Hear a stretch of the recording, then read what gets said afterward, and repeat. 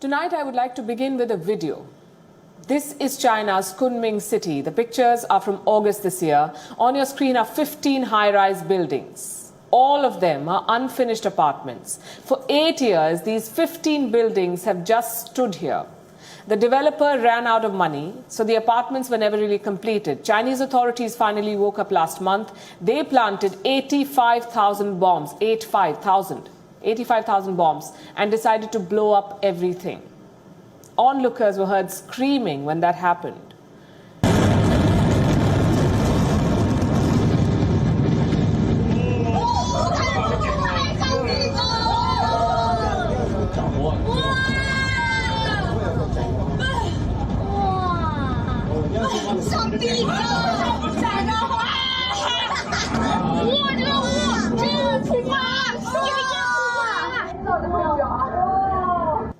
These dramatic pictures will now become a common sight in China. More unfinished buildings will be blown up by authorities. Imagine what this does to people who put their life savings in these apartments. Why are Chinese authorities doing this? Because China's property bubble is starting to burst. And why should you worry about this? Because the whole world is going to feel the shockwaves. Almost 2 years back, remember, China exported a pandemic and covered up its mistakes. The world felt the impact. It's still feeling the impact. Now a financial crisis is brewing in China, and the Communist Party is trying to cover that up too. Tonight we'll show you how they're doing it. Almost 10 days back, we told you about Evergrande, the world's most indebted property developer. It owes more than $300 billion to its creditors in China and around the world. But Evergrande does not have the money to pay back these loans.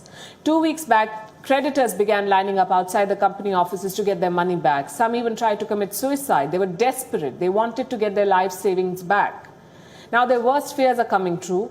Evergrande has begun missing its payments. Last week, the company failed to make an interest payment on a bond. It was supposed to pay $83.5 million. The deadline was Thursday. It did not happen. Evergrande did not have the money to pay. The company has secured a 30-day grace period to make the payment now. But what happens if it fails to pay back? A default will be declared. And that's very much a possibility. The bondholders do not know if they'll get their payment. Who are these bondholders? Many of them are average Chinese citizens. If Evergrande defaults, they will all lose their life savings. Their wealth is going to be wiped out, and that is just the tip of the iceberg. The fallout of Evergrande's collapse would be far-reaching. The company owes money to more than 171 domestic banks and 121 other financial firms. And they all fear defaults. Evergrande is on the brink of a collapse. If the company declares bankruptcy, it will lead to a collapse of the financial system in China. The future of the Chinese economy is at stake, and this is not an exaggeration.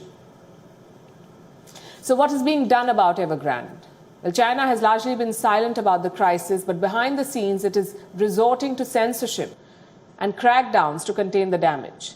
China used the same tools to hide its mistakes during the pandemic, and now the Communist Party is deploying the same tactics to hide a financial contagion. Local governments are issuing notices. They want Communist Party officials and companies to look out for any protests. Officials have been asked to watch angry citizens like aggrieved home buyers or unpaid contractors, even former staffers of Evergrande who were laid off. Why are these people being tracked? Well, we found the answer to this question in a directive from the Housing Department in Lingshan County. Let me quote from it. This is what it says. Follow the demand to spot them early, diffuse early, control early, and deal with early. The heads of property development firms must personally take in hand the work of dealing with petitions and maintaining stability. Now, Chinese officials fear the protests could get out of hand, so they want local officers to nip them in the bud. In the meantime, Beijing is trying to keep the markets afloat. Last week, China's central bank pumped $71 billion into the financial system. This extra money is supposed to calm the investors, give the message that there is enough money to keep the banking system afloat. This is like using Band-Aid to fix a wound that needs surgery. How long can China prop up the markets? Cash injections help in the short term. They might hide the symptoms of distress for a while, but they will never be able to treat the malaise of Chinese economy. The fact is that there is a real estate bubble in China. It is fueled by debt and kept afloat by money that does not really exist.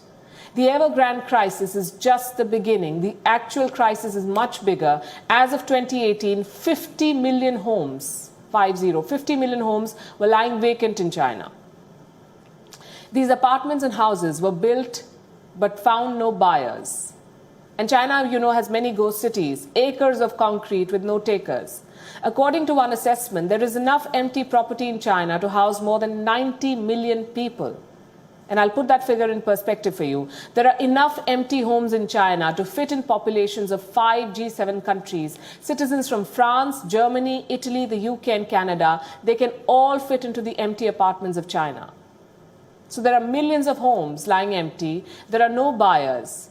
What do you think will happen to the developers who built these properties?